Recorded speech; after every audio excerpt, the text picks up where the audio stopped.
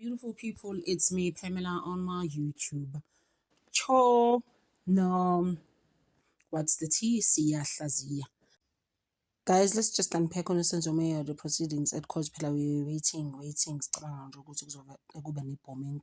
How the next thing advocate minister finally asitshele nge-report akekho umabasa is running away from the fact that he's gonna be exposed to unamanga. And I'm sure utshele ubale wathi no uzobona ukuthi wenze njani nomntanakho Ronnie Sibanda cause mina ngene nawe.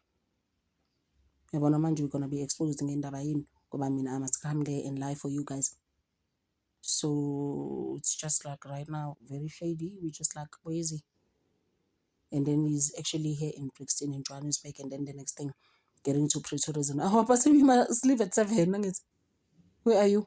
We understand that we had to adjourn because of Umabas who are office. Like why? It's so unfair.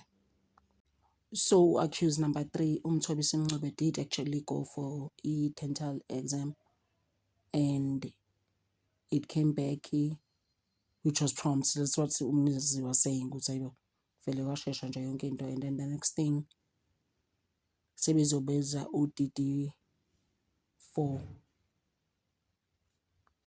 Isifakile already on record as an exhibit. So ifakile uDr.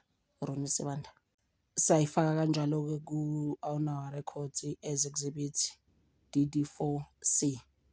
Ashesha dokotela kathatha isikhathi abese handing over things to umnesi ke. Then ke bese qhamuka lento ukuthi akekho lo.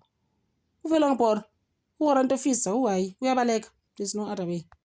And uDr. Sibanda uthi he was actually told warrant officer Mabasa ukuthi you must be on standby, but so that when we call you, you are available. La umuntu manje ke akaziwa is nowhere to be found. He's actually gone AWOL, in fact.